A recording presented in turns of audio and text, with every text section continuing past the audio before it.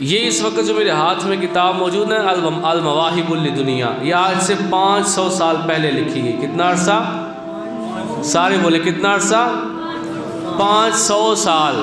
اور آج کا بندہ کہتا ہے تم نے میلاد منانا شروع کیا یہ جب اعلیٰ حضرت آئے ہیں، تم نے 100 سال پہلے شروع کیا ہے۔ حالانکہ خدا کی قسم ممبر پہ بیٹھا ہوں، اگر کوئی مجھ سے مانگے دلیل تو میں سرکار علیہ السلام کے صحابہ کے بعد اس پرانے دور سے لے کے اس دور تک ہر صدی میں میلاد کے حوالے سے کتاب کا نام بتا سکتا ہوں۔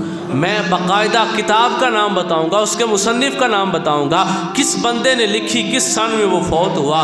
اب یہ جو میں نے کہا 500 سال پہلے لکھی گئی، تو اس میں کوئی کتاب کا جو ہے یہ نام نہیں لکھا کہ یہ فلاں سن میں کتاب لکھی گئی، بلکہ مصنف کی عمر بتائی گئی کہ یہ مصنف فلاں دور میں پیدا ہوا اور فلاں سال میں یہ فوت ہوا، تو اس دوران اس مصنف نے کتاب لکھی۔ اس کی وفات کا سن دیکھ کر میں نے کہا کہ اس کتاب کو 500 سال سے زیادہ عرصہ ہو گیا۔ یہ مواہب للدنیا 500 سال پہلے لکھی گئی۔ لوگ کہتے تم نے ابھی میلاد منانا شروع کیا، میں نے کہا تم 500 سال بھی پیچھے والی کتابیں میں پڑھ لو، میرے نبی کے میلاد کا تذکرہ تب بھی موجود ہے۔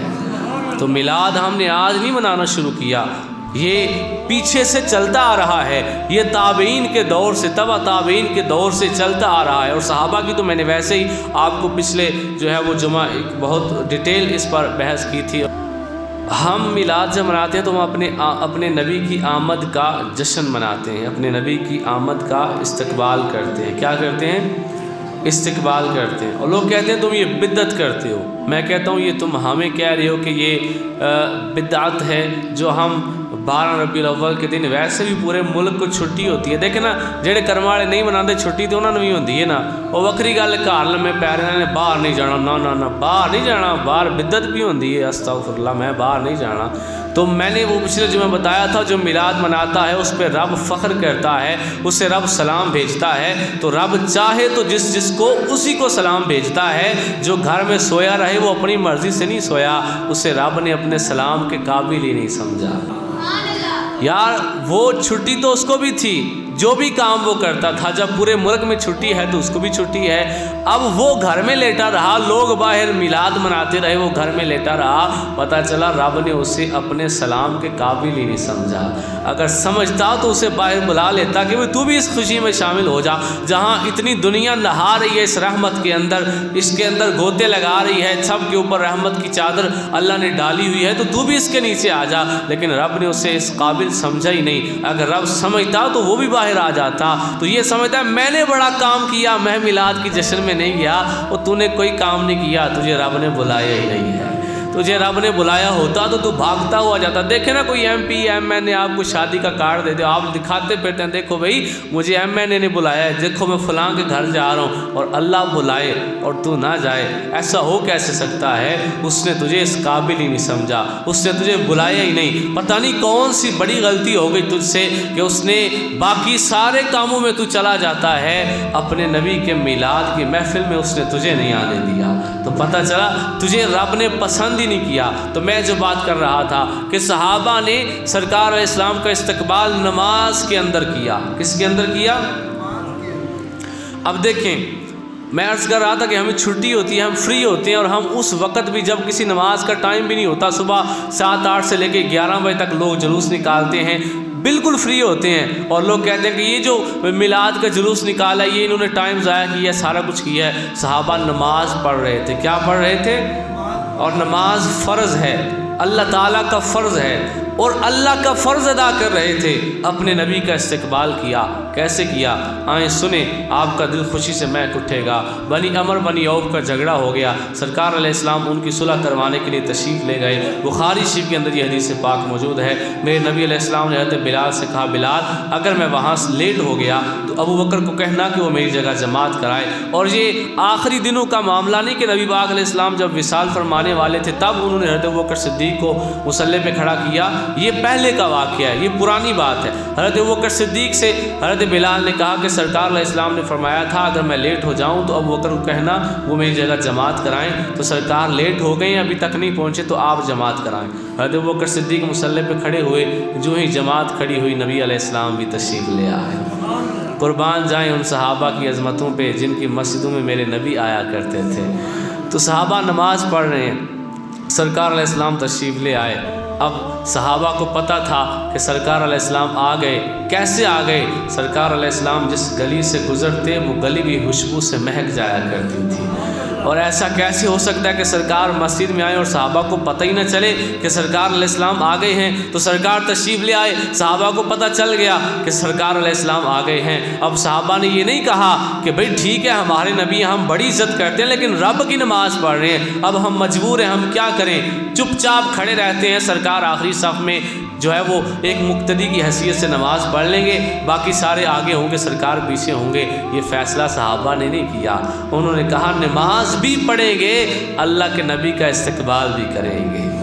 وہ نماز میں استقبال کرتے ہیں اللہ کے نبی کا۔ کیسے؟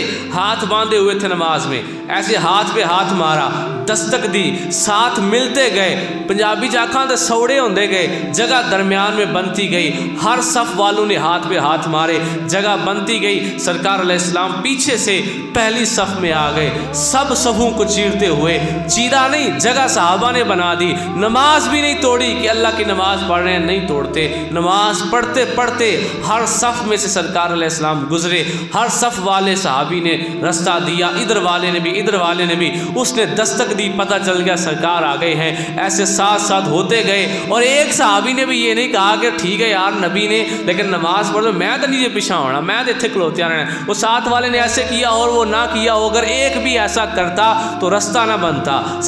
ایک صحابی نے بھی ایسا نہیں کیا، سارے ساتھ ہوتے گئے۔ سرکار علیہ السلام پیچھے سے پہلی صف میں آ گئے، لیکن جب پہلی صف میں آ گئے تو حضرت ابوبکر صدیق بھی مصلی چھوڑ کے پیچھے آ گئے۔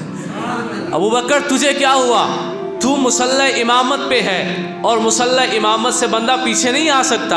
تو نماز پڑھا، جب تک وضو نہ ٹوٹ جائے بندہ پیچھے نہیں آ سکتا۔ تیرا وضو ہے تو نماز کیوں نہیں پڑھا رہا؟ سرکار علیہ السلام نے فرمایا ابوبکر کھڑے رہو، جماعت کراتے رہو، لیکن وہ پیچھے آ گئے۔ جب وہ پیچھے صف میں آ گئے، محبوب علیہ السلام مصلی پہ چلے گئے، جماعت پہلے شروع ہو چکی ہے، سرکار بعد میں آئے اور آ کے مصلی پہ کھڑے ہو گئے۔ اب کسی صحابی نے یہ نہیں کہا حضور ایسے تو نماز ہی نہیں ہوتی کہ امام پہلے اور ہو چلتی نماز ہے، بعد میں آنے والا بندہ آ کے امام بن جائے، ایسے تو نماز نہیں ہوتی۔ صحابی ایک نے بھی ایسا نہیں کہا، انہیں پتا تھا نماز ملی ہے ان کے نالین کا صدقہ ملی ہے، ان کی وجہ سے نماز ملی ہے، تو جیسے یہ کریں گے ویسے ٹھیک ہوگا، پوچھنے کی ضرورت نہیں۔ حضرت ابوبکر صدیق پیچھے صف میں آ گئے، پاک محبوب علیہ السلام مصلی پہ چلے گئے، حضور نے نماز مکمل کی، نماز مکمل ہو گئی تو سرکار علیہ السلام نے حضرت ابوبکر صدیق سے مخاطب ہو کے فرمایا ابوبکر میں نے تجھے کہا تھا نماز پڑھاتے رہو، جماعت کراتے رہو، پیچھے کیوں آ گئے ہو؟ تو حضرت ابوبکر صدیق رضی اللہ تعالیٰ عنہ کا جواب سننا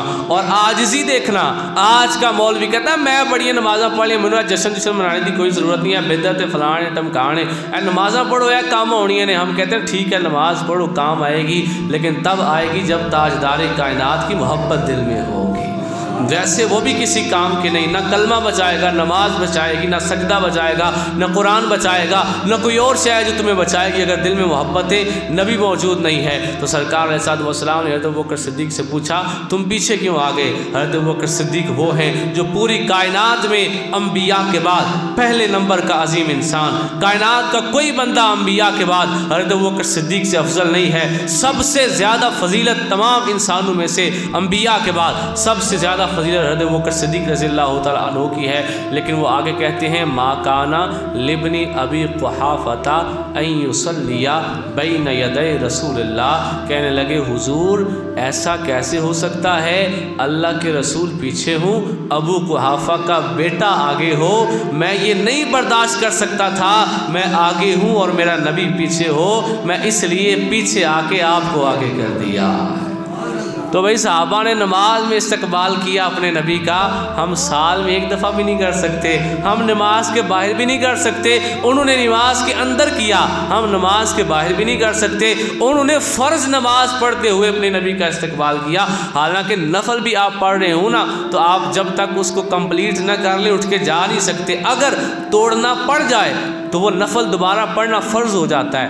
ویسے نفل پڑھنا لازمی نہیں ہوتا، لیکن آپ نے نفل شروع کیے، آپ کو کام یاد آ گیا، آپ فٹافٹ چھوڑ کے چلے گئے، اب وہ نفل پڑھنا آپ پہ فرض ہو گیا. لیکن صحابہ نے فرض نماز کے اندر اپنے اپنے پاؤں ہلائے، اپنے جسم ہلائے. صحابی حضرت ابوبکر صدیق مصلی چھوڑ کے پیچھے آ گئے. میرے نبی نے ایک بندے کو بھی یہ نہیں کہا کہ تمہاری نماز ٹوٹ گئی ہے، تم نے خلاف نماز کام کیا، یہ سارا کچھ نماز میں جائز نہیں ہوتا جو تم نے کیا ہے. میرے نبی نے کچھ بھی نہیں کہا، انہیں پتہ تھا انہوں نے میرا استقبال کیا. تو یہ شان ہے نبی پاک علیہ الصلوۃ والسلام کے صحابہ کی. اور چونکہ صحابہ کی بات آئی ہے تو یہاں سے یہ بھی ذہن نشین فرما لیں، میلاد کی محفل ہو تو آپ انہی سے چندہ لیں جو صحابہ کو مانتے ہیں، انہی سے چندہ لیں جو اہل بیت کو مانتے ہیں. اس بندے سے چندہ نہ لیں جو یا علی کا نعرہ سن کے جل جاتا ہے، نہ اس بندے سے لیں جو سرکار کے پہلے یار ابوبکر صدیق کو نہیں مانتا، جو عمر فاروق کو نہیں مانتا، جو عثمان غنی کو نہیں مانتا. بھائی مجھے ایک بات بتائیں،